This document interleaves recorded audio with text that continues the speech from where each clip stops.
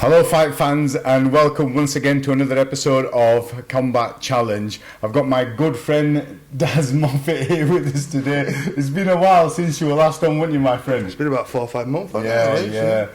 Because the last time, was Chet on when we were last together? No, you were on before, weren't you? Yeah. I think I did a couple of Alex Wilson in between lockdown, didn't I? But since it's been a bit crazy. But there's been a lot happening since then, so I think the viewers will find this interesting as to what's been going on since the last time we met.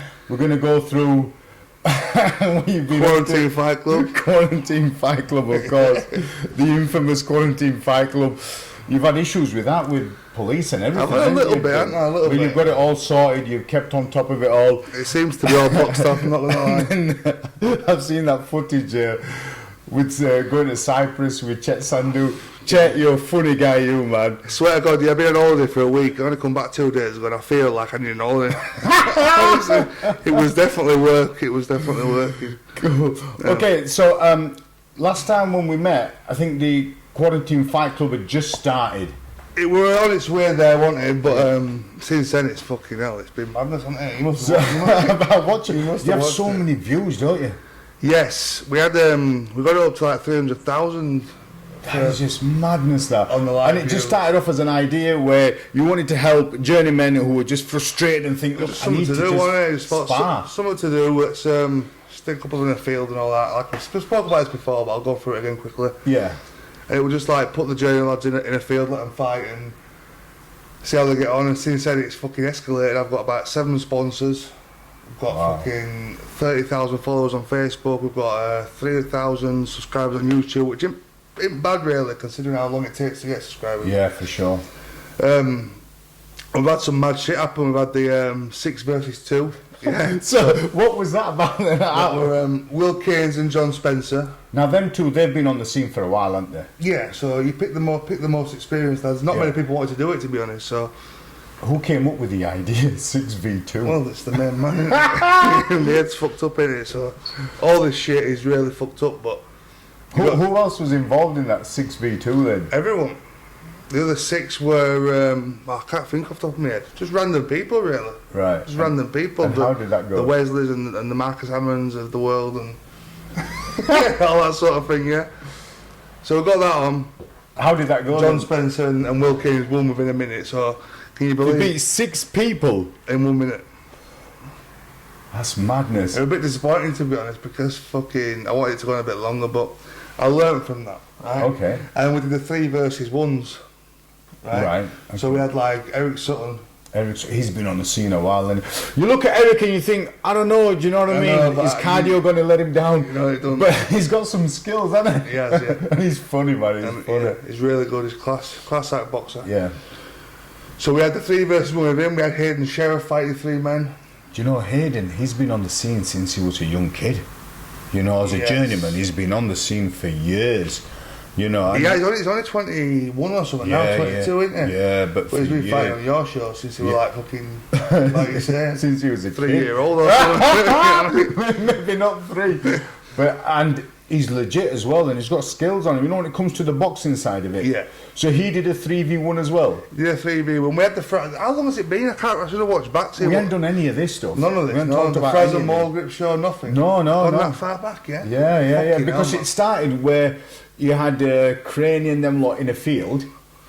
Last time I was on here was in a field, yeah? In a field, yeah. Fuck, I've got all sorts to talk about here, mate. Let me get comfortable, right?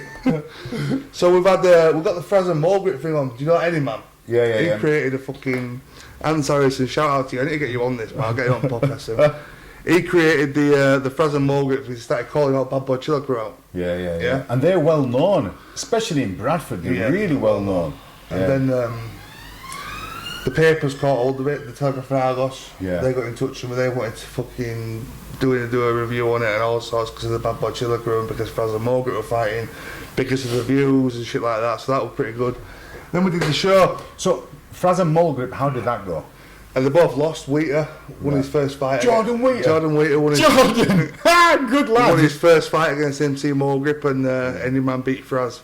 Right. But fair play to the lads. They did it for charity. They're not really boxing people and stuff like that. So you can't fault them. And it was good. That show was probably, I'd say, the best show we've had because we had like 14 fights when I was at daft, yeah. Right. Was that indoor somewhere? Yeah, it was in an abandoned building in Bradford. So we just took over an abandoned building, put a ring in it, and let's do the show. There was no electricity. There was, you should watch it. I think I saw the footage of you putting the ring together and stuff. Yeah, me, Jordan Wheater, my mate Roy, and a couple of others, which fucking hell, man. We had to listen to this, right? We had to bring this ring up, right? This ring's fucking a proper professional boxing ring. Yeah. Twice size of that one behind us, yeah? Yeah. So, where was it? It was downstairs. It was downstairs in a cellar, in this abandoned building that's on like 5 floors, yeah? So we've had to carry these posts, so I'm saying I watched Jordan Wheater and Marcus Sandhu struggle like fuck bringing it up, right? But we had to bring that thing up from the cellar upstairs. It was just absolutely ridiculous. There were no electric, it was pitch black. Yeah. The poles, like, each pole must have weighed more than Jordan Wheater and Marcus put together. Well, they're heavy, aren't they? Because Heavy, they're proper, man. just Proper steel, aren't they? Steel bars, 18 foot long. So we put that up in there. Got a little bar in the corner, yeah? And the fucking show, out of all the QFCs, which we now are on number 25, yeah? 25 That's QFCs. madness. It was definitely the best one. We got 300,000 views. It was just 300,000. Yeah, it was big. And it has dropped since then because of the people on it, and it's hard. You know what it is like. Put Combat Challenge together, yeah. To keep it going. No, I know this looks like it's just cut to QFC and that, but it is fucking hard work. Yeah. Well, you're an event organizer, aren't you? Yeah, still. So Yeah, you've still got to think about everything. Yeah. And I've only got Jordan Wheater really that does loads of stuff for me, and he's a massive help to me. If I couldn't do this without Jordan Wheater, Yeah. believe it or not, yeah, I know we slag him off and he looks like he's fucking malnourished and that, but he, well, he does, but he's a proper good lad, and he does keep all the fighters, he makes sure they're coming in, matches the fights. So if it weren't for him, I won't be able to do it, but we do it every So week. he takes a lot of pressure off a you. lot of pressure, because, you know, talking to our fighters and that, they're all assholes, that's the many years.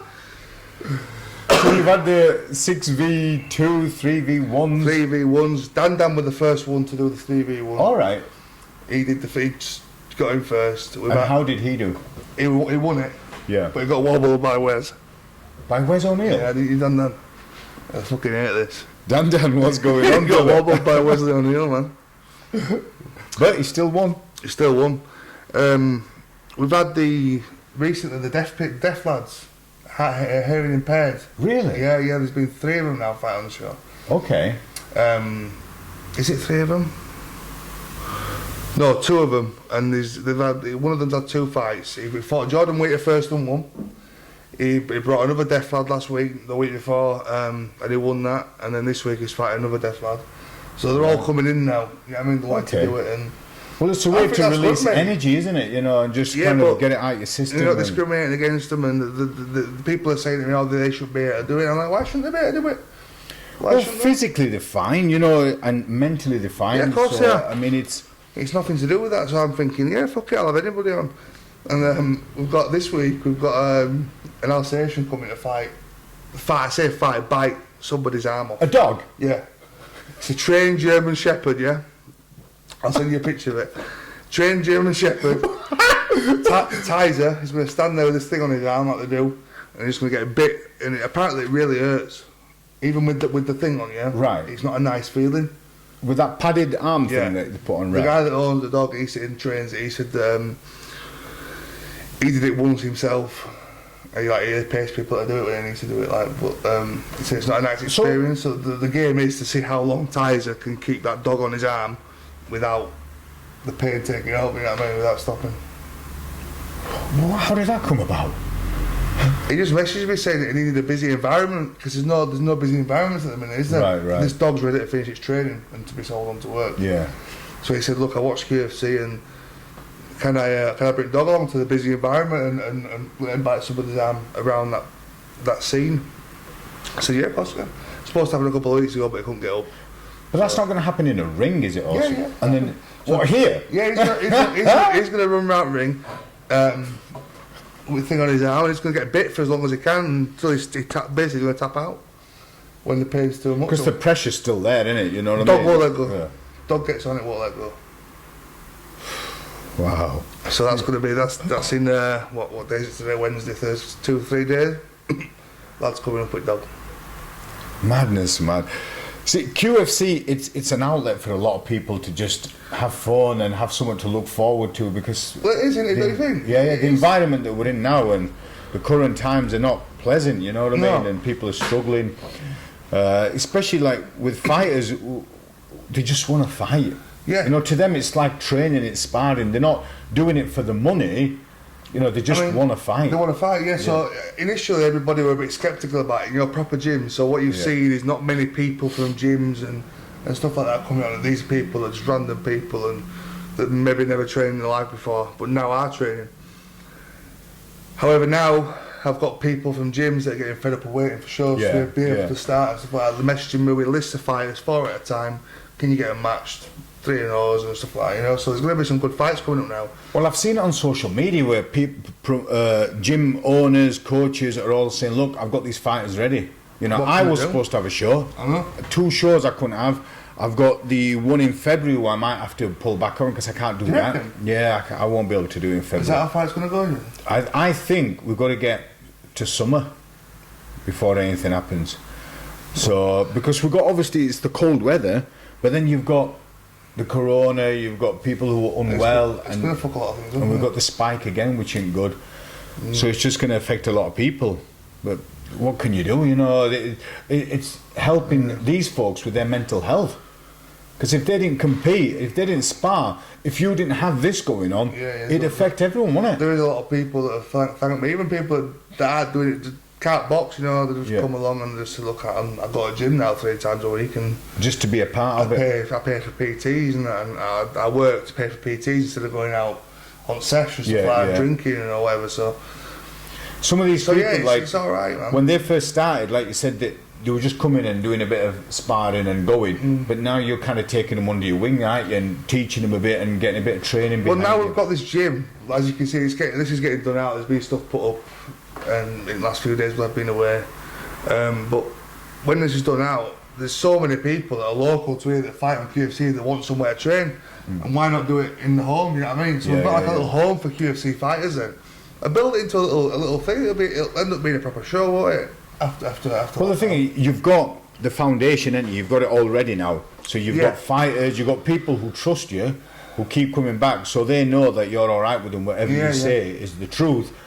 You've got an environment here, and as time goes on, once everything gets back to a sense of normality, you're already up and running. Yes, and it will always be a different thing. It won't be just a simple boxing show. It won't be just a simple MMA show. It'll be what it is now.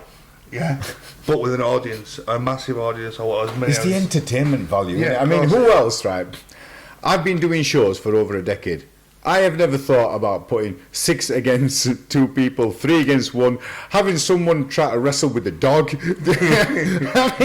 I mean, there's other stuff that's going to happen. It's hard to get it all together. There's like, I put posts up when I confirm stuff, and then it takes a few weeks for that to reel off. You know, for people work, so they can't always come. So I've got 2 stroke victims. Right, listen. What? They've had a stroke, right, pair of them, yeah. He messaged me, by the way, I don't go looking for this. He messaged me, he said, I'm fit and healthy, but my left side don't move, yeah? And this guy that he knows, who's had a stroke, his right side don't move, yeah? Are you serious? He said, I'm not, for God's honest truth, yeah, I've got the messages, I can send you the screenshot of the messages to put up if you want. Okay. So this guy's messaging saying they've had arguments and they've got reason to fight. So they know each other? They know each other. So it's like, this happens a lot. They message me saying, look, I want to fight this guy, he wants to fight me. So this particular woman, left side's fucked, other one's right side's fucked, and they want to fight each other. So you're telling me that ain't going to be comedy value watching that happen? Tell me that ain't going to be funny. Tell me it ain't going to be funny, because it is. There's no way it can't be funny. And because they're up for it, I'm not taking the piss, because I've said to him, look at your show, like, and he's like, yeah, I want to do it, you know what I mean? And they're not idiots. They've got all the faculties. Yeah, all the brains are there and stuff like that. He's an alright lad. The guy that I haven't spoken to him, but they're both like, what are they, 30-year-old? Right, so they're not kids, they're not underage. No, they're just that. There's no stroke. Okay, so they've got like a physical disability. But same as the hard impairing guys. Yeah. Why shouldn't they be allowed to have a go? Yeah. Now, it's all good. I make sure that it don't go too far, and I referee these fights, yeah? So I've got to be careful and have that into consideration. And one of the guys said to me, look, I'll get a doctor's note. You know what I mean? And saying stuff like that. So I'm like, right, obviously it's good to have. I mean, the thing is, look, it'd be different if one of them you matched up against an able-bodied person. That'd be seen as unfair. Like, come on, that's not right, because you're taking advantage of someone's disability because they can only use one side of the body. But if they're both equally matched, then what can you say? Then it's like saying one person who's amputated, with one arm, the other one's only got one arm and they want to fight. Yeah, it's equal. Yeah. So that's actually a good one. That map. I like the idea of that. Amputated leg or something. So, you said you've been away for a while, brother. Man, like one of the Chet. reasons why we're having this podcast, right, is because I needed to. I've been seeing stuff on social media, right, with you and brother Chet Sandhu. So tell the audience, right, tell the viewers, where did you go, and just talk us through the whole journey, right, before you even got on the plane. Fucking alright. So Chet, you all know Chet Sandhu, you'll watch the podcast that we did. He's a good friend of mine. If you haven't seen that podcast, I'll put it in the content Watch bit at the it. bottom, you'll be able to see it. And you'll see what the guy's about. But he's got his Alpha CBD business over in Cyprus. He's got a couple of houses and whatever that. So he goes over, or has to go over, on a regular basis to get business sorted and to do his shit. But he always gets into trouble. So he rarely gets past the airport security in England, never mind over there, yeah? Right. So Why is that? Is it because he's got a marker on him, or is it just because he kind of maybe what gets it is? I think it's a bit of everything, but when you walk in a building, right, this guy is noticed straight away, and people walk the other way. It's like, honestly, I've seen it happen in Cyprus now, right? So people will see him and they'll just walk the other way because of the intimidation.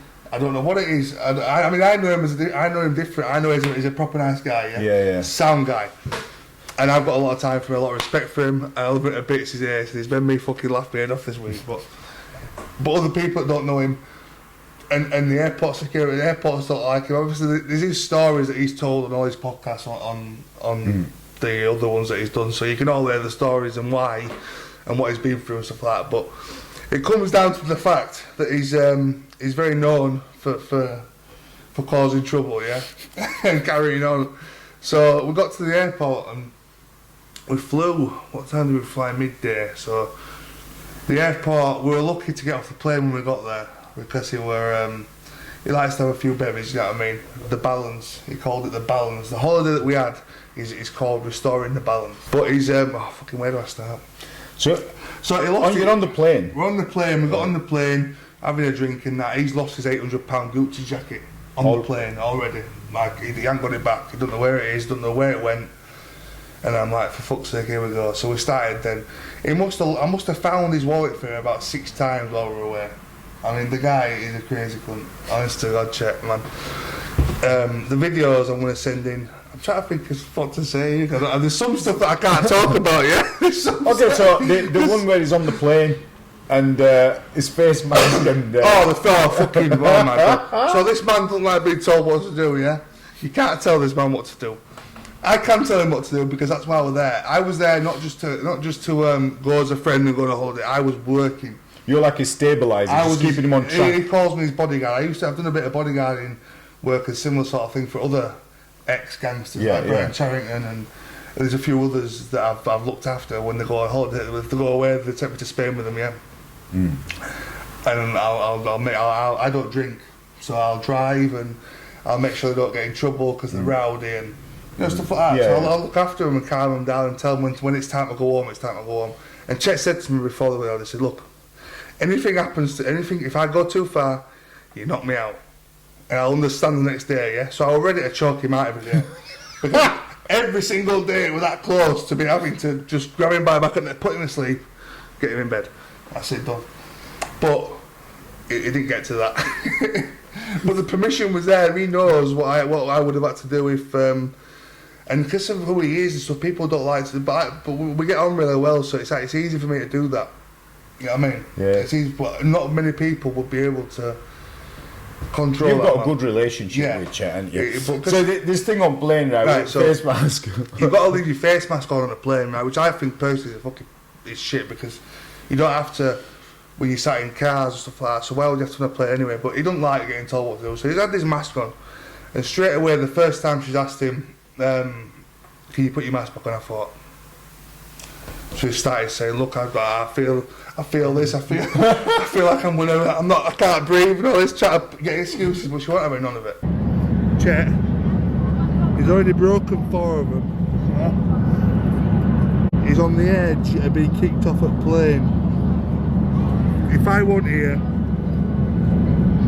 he'd have been arrested by now, and we hadn't even landed.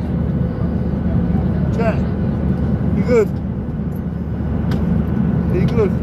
Yeah, sure, man. We got a good picture of this plane. Got a bit of a nightmare getting told off for masks. G-style masks aren't allowed. We have to wear surgical.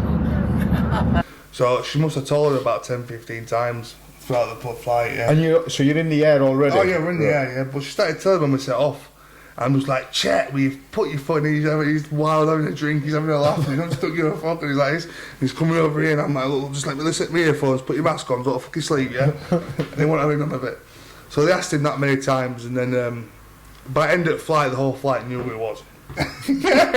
by the end of the flight, the whole flight knew Chet Sandhu was on it. And I straight away thought, I wonder if they're going to have somebody waiting for you. He's told me a few times that he's been on planes, and he's banned from Jet 2, he's banned from Ryanair, he's banned just from like a blanket ban. He's lifetime banned to fly on that airline, and so he's got a bad reputation at airports. Yeah, so every time he gets on a plane, there's usually someone stood there with a gun, just because it's him. But I have to say, he's pinpointed as well. He's pinpointed because they must, when you go through security, yeah, someone like that, there's got to be a thing that'll beep up, yeah. So that's even if he's not wanted or anything, that'll send a signal to the next person who's going to see. So everybody will know. So he's on their radar. You're a police officer, you're next. So I used to be. Is that fact that? So it depends. So if there's intelligence on you, plenty of it. You may be on the system, and if it's to do with border control, say if you're causing drama coming or going, it'll flag up water. It could be, yeah. So when he first puts his passport in and they know it's him, I imagine it'll go through sectors of different people. Possibly, going to the air hostesses to warn them that man's coming on the plane. I would imagine that's how they do it, because I've been on a lot of flights and people don't look at you like they look at him. Yeah. Right. So when we're walking on the plane, the air hostesses are already like that. Yeah, you can just, really? Yeah, but he's not even going to do what wrong. But just the fact that it's him. Oh yeah, just the fact that he's checked. And he could do something. And he could, and does. Yeah, because he did. He still caused trouble and still looked like being told what to do. So I didn't like putting his mask on. That was the start of it. So by the end of the plane ride, we're in Cyprus, and he's already like fucking pretty merry, you know what I mean? So he's realised that he's lost his £800 Gucci jacket. So we left that on the plane. We weren't right happy about that. We've rung up Ryan, rung up fucking Tui, asked him if he'd left it on plane, and said no. And I'm like, well, they're going to know it was yours, and they're going to fucking burn the country. They are, right? He's not getting that back. I said to him, I said, you're not getting that back, even if they have found it, because it was that rowdy on the plane that I wouldn't have given it back, you know what I mean? Yeah. You just think, what a dickhead. But so where do we go from there? We got to Cyprus and went to there were no, this is fucking hell, right? I mean, it's all coming back to me now. I'm going to explain this, right? It was a very long week, right? For 1 week, so many things happened in that 1 week that I could sit here an hour about one day. So before we've set off, yeah, he said to me, we've got nowhere to stay when we get there. He's got houses over there, but they'll rent it out. He hasn't booked an apartment, right? Which is fine, because you can just do it straight on booking.com. So I've gone on booking.com and I'm like, right, looking for this one. Right, do you like that one? He's like, yeah, book it. I'm like, right, okay. And it was mint, yeah? So I'm booking it. And I looked at him and it was just it gave me a weird vibe, and I thought, anyway, that's it, right? So I booked it.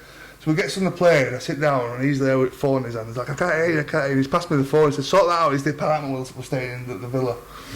So the guy's on the phone. He said, I'm sorry, but I'm going to have to reject your stay. Right. I said, why? He said, because you caused thousands and thousands of pounds worth of damage last time you were here. So now I thought he knew that was going to happen. I said, you caused thousands. He said, what? No, I didn't. I said, you must have done because he just fucking told me on phone. I thought it was you. He's just told me to fuck off. It's like, oh, God's sake, book another one. So we've got to Cyprus, and he's room a friend of his over there that he knows, and she's booked us a room for the night in a hotel. Got out for a kebab, you know, stuff like that, got it done, and then got back to the hotel. If it wasn't for me saying I'm going to fucking bed, I went to bed at 9. He'd be just out. I went to bed at 9 o'clock every night. Ask him, trust me, I was in bed at 9 o'clock because I was so tired. Because he's that much energy. I bet it's mentally exhausting. He's all over the place. And I'm thinking, fucking hell, he's so much energy in this man. All I want to do is lay in the sun and chill out. I do, honestly. It was the one where Chet put up a footage, I think it was like 5 o'clock in the afternoon, and he'd come up to you, you were in bed or something, and he was having a go at you. I just needed to sleep. I needed 10 minutes. 10 minutes I needed, and I couldn't have it.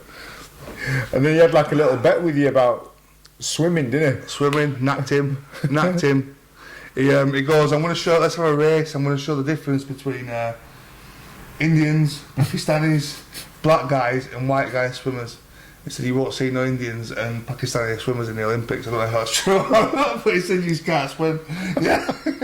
Oh, I can't. I'm not that good. Swim, I can swim, but I'm not. Is that what it is? One of them things? I don't know, but I can't. Because I said to him, are you sure it's not because you were in jail or and you haven't learned? But he said, no, it's a racial thing. Right, race is on. Race is on. The one that wins gets a joint.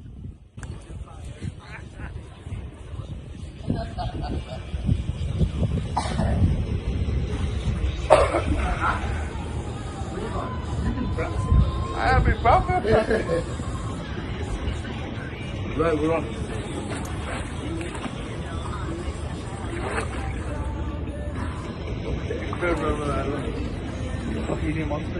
Alright, After 3 then. 3, Yeah. 2, 1, go.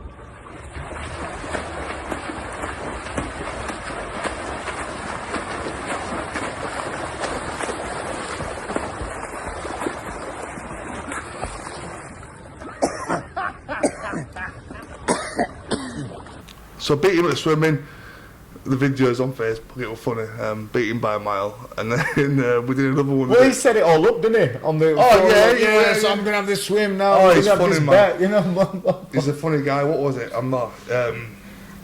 Winner gets the built next joint. It was just something that. Yeah. So that were alright. I won, so I got that. That was day one. I mean, that was afternoon. That was the first afternoon. So we've gone out for a kebab the first night. We've done the hotel. And we booked an apartment for the next day, and we got settled in an apartment. We had an apartment each, which was good. I mean, I'll say I don't think he would have let himself go as much as he did if I wasn't there, because you couldn't do that if you were on your own. You could not do that, because he knows he would have got locked up. So I did serve a purpose there, and I didn't have a drink all week. Yeah, I didn't have a drink all week. Really? Yeah. I was sober the whole week. I mean, you think I went to Cyprus? I loved it, right? I loved it, and it was ace, and I proper enjoy spending time with him because he's funny as fuck. But I'm a sunbather, mate. Yeah, I'm a chiller. So it was. I was getting up at like 6 in the morning on purpose to go sunbathe, because he didn't get up till about 10. So I got a few hours there in between to just chill out myself, put my music in, and as soon as I heard get ready for the day. Get ready for the day, yeah, like getting ready for work. As soon as the lift went up, I thought, right, here, because over there it was dead. Right. The block of apartments that we were staying in was empty. I think we saw 4 people over there in the hallway. It had a rooftop pool, and we were just on our own on that rooftop pool all week. It was fucking sick. Was the weather alright as well? Not one day, there was not one cloud, nothing. It was like 33, 34 degrees every single day. So it was pretty good, man. We should have gone and visited Athos's relatives. Well, they were sending me things every day, saying go to this restaurant, go to that restaurant, but you don't get a chance after 1 o'clock to go to do anything civilised. You don't get a chance after 1 o'clock. After Chet's restored the balance. We're talking about the balance. There's that clip of him sat down and talking about the balance, and he says, "Yeah, the balance is next to you." What is it you need, yeah, on a morning? Balance. How All about balance. How do you restore the balance? Right, the balance is, I think it's just next to you, yeah? You need that, yeah? Life is all about balance. Yeah, the balance is Carlsberg or beer in general. Because obviously you woke up over every day. So I got a picture of him when he just sat there. He went an hour, like after he woke up, where he just sit there. And he right miserable cunt. I'm thinking, for fuck's sake. And at the same time, thinking, don't tell him to drink, because you want to prevent anything from happening. So I'm thinking, I can't deal with this. Are you going to restore the fucking balance? I want to end it there. End that week. I was just bringing him beers up because I needed him to restore the balance, so he could come back to life. But fucking He's a funny guy. Some man for one man, him. Some man shit. He is this funny guy, and I'm the going thing back is, in 4 weeks. he's known as well, you know, and he's done some stuff back in the days, you know, and he lived in So this is the Cyprus situation with Chet. He lived over there for 3 years, right? It's kind of it's not like over here where you see Lamborghinis driving up and down Leeds Road and stuff like that. I mean, it's quite like each car is probably worth £1,000. Not many spectacular things happening. like an old town feel to it. It's an old town feel to it, and it's not a very big place either. You could drive from one end to the other in 3 hours, I think. So it's one of them things. And where he was living when he was there, he was driving an R8, right, a brand new R8. So which we went over to see. It's in a showroom over there. And you want to buy Chet's R8? Let me know. Oh, I saw that clip. We're going back over in a month to bring it over to England, so it'll be over here soon. It wants to sell it. It's been over there in a showroom window for a year since he moved back to England, and it just ain't selling because there's probably no one that can afford it. You know what I mean? But anyway, so he was living over there for 3 years, driving about in an R8, being very well known. This was after all his shit, you know what I mean? So it didn't work, and he was just driving about in an R8, firing up and down, getting stopped by the police all the time. Causing trouble, harmless, daft trouble. You know what I mean? He's like a teenager in a grown man's body. So I know we all are at times, but he fucking is well known. So everybody over there, straight away when they see him, they know who he is. And you were saying before we started the footage, the podcast, that you could go into certain places and people would just turn away. We went to a few bars over there. He went looking for certain people, mates that he knows that he hasn't seen for a while. But you know, when you walk into a bar, everyone's talking, everyone's having a drink. But he walks in, it's one of them where you watch on films, everyone turns. Like the Western movies where everything stops. Everyone just goes quiet. I'm like, fuck. But so he's very well known over there. The stories and all that you hear, that's him, and he is genuinely like that. And if you don't know him, they'll walk away from him. They won't want to start. See, the first time I met Chet was when he did that podcast through you, and he'd done a couple of other podcasts before that, and I thought this guy's interesting. And you know, I was in police for 2 decades, and he had a different lifestyle, and I didn't know how it was going to go, you know, on the podcast. But straight away, the vibes I got off him, he's a nice guy. Of course he is, You know what I mean? And I think if you're straight down the line with Chet, then you're all right. Yeah, that's all it is. You know, just got to be right. but if you try to be funny, then, of course, you know, it's all about your respect and how people treat you. Yes, that's what it is. But do you know, like, obviously from his past and stuff he's been through and shit like that, it's like, you can, something can happen to me, and I'll sort of like, right, I'm not gonna sell. You know what I mean? Or somebody bumps into me. I'm not gonna sell because I can do that, and I ain't had the same life as him, but he is he doesn't like the piss taken out at all, if you know what I mean, in a way. So the reason why people look at him because he says it how it is, and he'll say it out loud, and he'll tell you to your fucking face, right? No matter who you are, he will tell you to your face, you're a fucking cunt, or don't speak to me like that, or just anything. So that's why people don't take him the right way, but it's not a bad thing really, because the stuff that I've seen him do, however he does kick off far too much than he should, and he goes a little bit too far, he's had reason to do it each time. Right. You know what I mean? The chain thing. in Bradford. And we've done our podcast. No, we haven't. So he had his chain nicked, right? This is months ago. This now. is from the apartments or something. Yeah, we were after QFC. There was an after party, and we all stopped at. He booked some apartments in Bradford. We've all gone back for a drink and that. There were loads of people there, but he's a trustworthy guy. You know what I mean? There's no reason, which he should be. You should be able to trust people. It's one of them things, but you can't, and you can't do it. So he's left his end at night. He's left his chain on the table. Next morning, the chain's gone. Yeah, there's too many people involved to know what it was. Right. Yeah, so there's no way of ever finding out who took the chain, but the chain got took. So that breaks an error of trust because he bought a load of drink that night. He supplied the apartments for people. You know what I mean? And So basically, he was like the full-on host, wasn't it? he hosted the QFC after party. And the few people that were left at the end, you'd think, fucking hell, why you got to do that? You know what I mean? The chain wanted value money-wise. It was a sentimental thing. Yeah. And the principle behind it. And the principle behind it. So you're thinking, fucking hell, man. You know what I mean? Don't be a tight cunt. But you can never find out who it was. And then the glasses situation. Yeah. The glasses situation happened a few months after. I mean, the man didn't come back down, not because he don't come every week to QFC. He comes down again. So he's come down. the next time he came down to QFC, right, he's left his glasses on there. Loads of people in here, yeah. Same again, the PRADA glasses. As you saw the video, you can have a look on Quarantine Fight Club YouTube. You can see how he kicked off.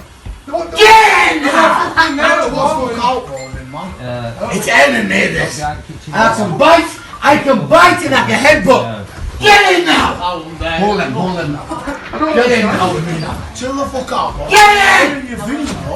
Chill out, man. He's wearing! You filming this? Chet. He stole my glasses. Listen, Right, my man, give me a bro. Do you want me to lock him on now? Chill the fuck out, bro. Ain't it with him? So he must have left his glasses down there. So he's on live video like that, filming it. Cause he was a commentator that day when he comes down, because he's funny. And he's like, he's looking at this guy. He's like, "Yo, bro, are they your glasses?" And the guy's like, "Yeah." So you sure they're your glasses? He's like, "Okay." Because I came in here with a pair of glasses exactly like them. And the guy's like, "Oh no, they're mine." Yeah. So I've got a scratch on the left lens, and he's gone over. Obviously, fuck the live film. Now they're still filming. I went over and took camera off him. Turns out there were Chet's glasses. Now, whether the intention was to nick the glasses or not, I don't know. He might have just picked them, because he said to me earlier, I didn't know his glasses were, or that Chet left them there. So I was walking through here before then, and he said to me, "Who's these glasses?" I said, "I don't know." Yeah, I was busy doing stuff. Yeah. I briefly remember him asking me, and I said, "I don't know." So he's put them on, and he's left them on the whole show. It's not like he's put them in his pocket, but still, he put the glasses on, and he did say, "Yes, they're mine." So that was the biggest mistake. Instead of saying, "No, I found them on there," that was the error. Yeah. I found them on there, then alright, they're mine, give them back. Yes, they're mine. Well, they're not, 'cause I've got a scratch on left lens and they're mine. So he kicked off big time over that. Rightfully so, after the chain incident, and every time the man comes to Bradford, every time the man goes anywhere, he gets something happens. But he did kick off, didn't he? It was like... But he did kick off. Luckily nothing happened and it calmed down, but he wanted to fucking bite the lad's ears off and everything, and well, I'll bite your fucking nose off and all sorts of shit. You can have a look at the clip, because it's hard to explain the level of kick off that this man goes on. So when you watch that, you can imagine that in Cyprus, or me avoiding that from happening every single day.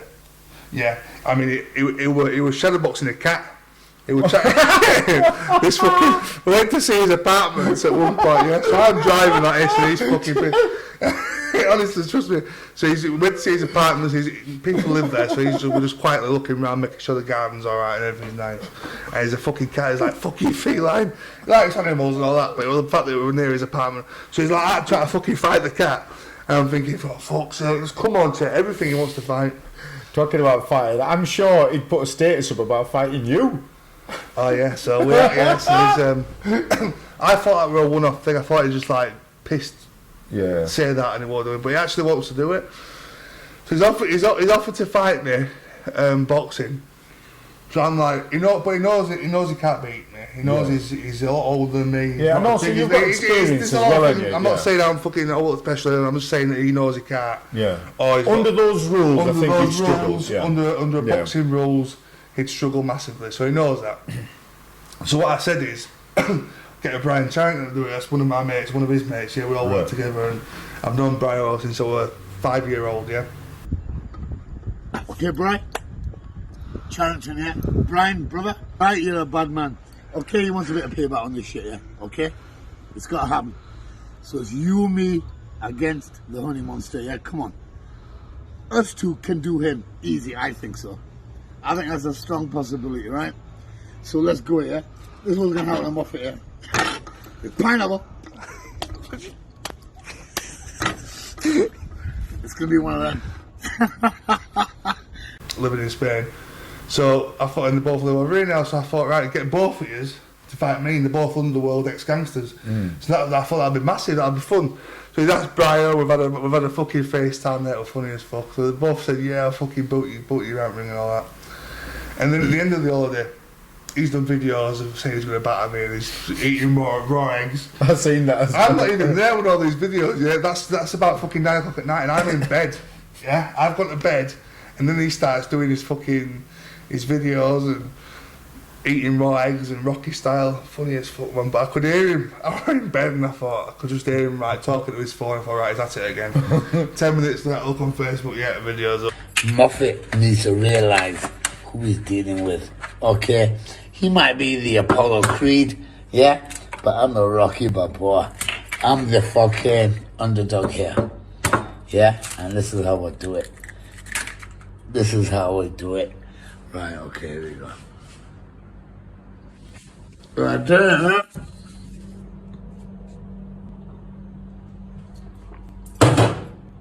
huh? Job done, baby. Boom. So is it going to happen? Yes, it's going to happen. What, you and Chet or you and Chet? And so what I've said is that the idea was them two versus me, which I would have done, right? But we thought of a better idea because Chet started making phone calls then when we were over there sat by a pool. And I recorded a couple of the phone calls. So he's rung Sean Atwood, who does a podcast what I'm going on in December at some point. I think Chet's been on that as well, hasn't he? Chet's done loads of podcasts with Sean Atwood. So the idea is they're going to get 6 ex-gangsters to fight me one after the other at the same time, right? So I'm going to fight 6 of them, 6 of the underworld. These are all in the 40s, 50s. They're all ex-big timers. They're all people that you don't want to mess with, really, yeah. But they're all up for the charity. Okay. And they all do the podcasts now, and they're all changed men, yeah. So they're all legal, and do their own thing, whatever they do now. They've all gone past the prison, done it all, and they've all got the stories to tell, like Chet. So they're all similar sort of thing. So what I'm going to do is I'm going to fight 6 of them at the same time, one after the other, until I go down or I've finished all 6 of them. So that's, I tell you what, boxing rules, yeah. Now I'm telling you now, when you find out some of these names that are going to be in that thing, you're going to wonder how the fuck I've done it. Yeah? But he's rung them when they were there, and they don't really want to, yeah. But they all do stuff for charity. Kids with disabilities, they've all got their own little thing. So I thought, look, let's do it for charity. So they kind of want to give something back to the community, don't they? They don't need the money. Yeah. These people, they don't want to fight me. So let's put an edge on it. Let's say it's for charity, which it is. Let's say let's do it for. They all do work for charity. They all write books now, and they all visit. Like Chet, you took 12 grand to Thailand once to give it to the kids in Thailand. They all do stuff like that. Yeah. So let's give it an edge and say it's for charity, because I know for a fact, not because it's me, but because it's them, a lot of people will watch that. Whether they're haters, whether they're the people that fans of the gangster world or whatever, people will watch that. So it'll be a pay-per-view event in about a couple. We're going to build it up, so it'll be probably 2 months' time. There's about 10 names in that. We're going to pick 6 out of them. But he started ringing people. I'm thinking he can't do this. We can't get these people to agree to this, yeah. And he's ringing people there, boom, boom, boom, all these gangsters, and he's like, right, what are you doing? Like, oh, for fuck's sake, you know what I mean? Fucking charity, I'll do it for charity. Yeah, I'll do it. So they're all agreed to it. Oh man, that's going to be mad, isn't it? There's a lot of them that have agreed to it, and it's a shame it can't be on a proper show, but I suppose QFC's got a big enough following now to be able to do that. It'll be a one-off fight. It'll be just that fight. It'll be not this location, not any location we've used before. There'll be no audience at all because of the people that they are there. We just want to do it hidden away. And it'll be pay-per-view. It'll be a tenner to watch or something like that. I haven't figured out the rules yet, and whatever's earned goes to charity. It's good as that, man. It's really good. So to get that, I'd watch that. you watch it. So I'm gonna go up. I'm gonna one have to do. But depend. I don't get a rest. I don't get a rest. So they can choose the order they want to set themselves up on, and hopefully I'll knock them all out. But I'll be. And is Chet going to be one of the Chet's going to be one of them. Chet, brother, don't let us down. He said he's going You need third to or sort him fourth. out. Come on. But he can have a do, can Chet. He's not. You know what I mean? He's up for a fight as well. He's an angry man as well, and he's like, fucking. His hands are like shovels. I know he's not as big as me, but his hands are like shovels. And they're all big guys. Most of them that are put into this. Like one of them's an ex-kickboxing champion. Really? Yeah. They're all in the 50s. They're all in the 50s. Some of them are in the 40s, but some of them overweight. None of them go to the gym, stuff like that. Yeah. But they've got a past. There's something about them, yeah. When they were younger, you won't fuck about with them. I'm not going to mention no names other than them two that I've just said. But a couple of them have confirmed, and they're all up for it. So. And for QFC, that's still going and. QFC's still going. We didn't do one last week. I tell you what, I'm going to do one in Cyprus. I saw that clip of touting for. Yeah. We're going to do boxing on easy day. Recruiting guys. Recruitment. $250,000 YouTube. Fighter, I think. You two fight each other. Winner keeps tips on night from delivery. Boxing glove like it. Tell them the fight each other and the winner keeps the full tips on the night after delivering. I was going to do one over there, and I thought, do you know what it is? My skills of recruiting, I know I can do it. Yeah. I know if I walk along the beach and I get my phone out and I blag a few people, and I'm like, I'll better get him a fight, put some gloves on them. And plus, he knew a couple of kids over there that were up for it as well. But do you know, he was the one recruiting, and if they say no or they just say the wrong word, they just run a mile because he starts fucking having a go at them. So it was the wrong place. It should have been the other way around. He should have had the camera and I should have been recruiting. But halfway through all day, I thought, right, this ain't going to happen. And he kept coming to me, Dad, let's go out. Let's go get QFC fighters. We'll go get a fight now. And I'm like, no, Chet, we're not going. I'm going to bed, Chet. I'm going to bed. People have got their own skills, haven't they? Yeah. I saw you put a status up the other day that somebody said no to Jordan for a fight. You ring him up, bish bosh. That was yesterday, I think, yeah. And then they're on. Yeah, he said, he remember Jordan said Tom Banks isn't fighting. I said, Tom Banks is fighting. He said, no, he's got an ear infection. He said, he's not fighting. I said, right, okay. So I put phone and I rung Tom. I said, Tom, you fighting Saturday, aren't you? I've got an ear infection. He said, you'll be right. I'll tell the guy not to hit you on left side.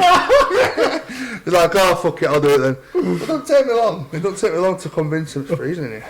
It don't take me long to convince him to do it, like. So yeah, QFC's on this Saturday. We've got a big one because we didn't do it last week. We've got the Anyman versus Taxman. Have you been watching? You've been watching all these Anyman, didn't he do some bare knuckle thing? He won his bare knuckle on Spartan BKB. He won his debut. And he had a break off QFC because we're all arguing like fuck. He had a bit of a fallout, didn't he? Right, you know, QFC, yeah. There's been some fucking dramas on there. Right, you won't believe what you watch on the thing, the clips I put up is real. Like people have hated each other, death threats, fucking I'm gonna burn your mum's house down, you know, all sorts of shit's being said in group chats and stuff like that, everyone to everyone, and it's been dramas. So he had a break off there. And we've sorted his differences out, and then he's back. He's back. He's seen that Taxman come on, didn't he? That Taxman came along. He's a bit of a character as well. So he sort of took the fame away from him. So now he's come back, and they're fighting on Saturday. Who is the real one? But Anyman thought that was it Paul Carroll or something?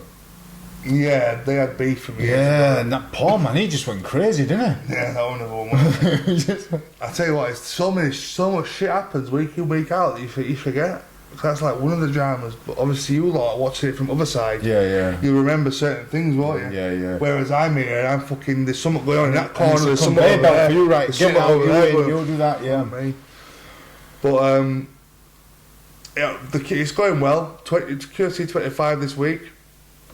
Probably 12 fights, including the dog. Another hard of hearing fight.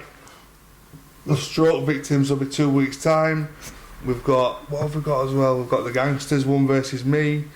Me and Zach, the cameraman, are going to fight as well at some point. He's just in a car crash, I don't think it'll be this week. But we're going to fight on Saturday. Why? Why the cameraman? Just because he's a heavy, because fucking people he's a heavyweight.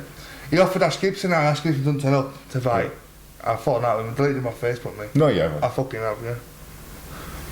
I've got, that's how childish I've gone. No, get him back on, man. He's alright, is Ash. Look, you want him sat here, don't you? No, but he's a funny guy, man. Ash Gibson is a funny guy, man. You need him back on. Look, so is it because he's let you down? That's why you do it. Because he's just, it's because he's let me down, yeah. Right. Brother, have you ever let me down? Many a time, brother. Many a time. I know, but you know. Oh, alright. You just got me there, haven't you? I feel bad for him now. I'm going to go apologise, give him 20 quid. Buy him some trainers. I've had loads of people ask me if I come on Hands for Hire, will you buy me some trainers? I'm like, I will. Ash Gibson, look what you started. Safe Carnwell, he loves it. I can't wait for that Hands for Hire to start again, but it'll be a while, won't it? Well, no, well, this has been, we haven't done this because I've been doing all that. Yeah. And I've been busy. But if you've got time, you need We've got to this gym now. Yeah. We've got this place now. So there's no reason I can't get, who was it? Star Hussein. He wants to be on it. He's a popular fighter, yeah. Yeah. No, I've seen him fight. There's the tax man now. There's any man. We still need to get any man. We need to get him on the answers, man. You need to be sat here with me having a You need to get him with the tax man. Let them fight first. The fight is Saturday. But they've got their own stories to talk about, and the people that have any man, right? Everyone knows him, whether they like him or hate him or not. But everybody fucking knows him for being whatever he is. And before this, he was probably not known by anybody because he wasn't doing that. So this is it's created people. It's fucking mad, man. It is fucking ridiculous, honestly. But it's been good to catch up, brother. Yeah. And once we'll give it a little while, and then we can catch up and see what else has We'll been do another going one, on. me and you, in a couple of them. We can do a Hands for Hire next few weeks or next week. Definitely, because it's people want to hear these stories, man. They're funny. And there's a lot more about Chet, yeah, but I want him sat here. He can tell you the stories himself, so. Chet, we need you back on, brother. So make sure you get ready to come back on the No Fighting Cats. Just come back on. Right, brother Daz. Nice one. It's been emotional, and we'll catch up with you soon, my friend. Yeah, nice All one. right. Cheers, guys. Thanks for Thank you. watching. Please Bye. share QFC Quantity Fight Club and buy a fucking t-shirt.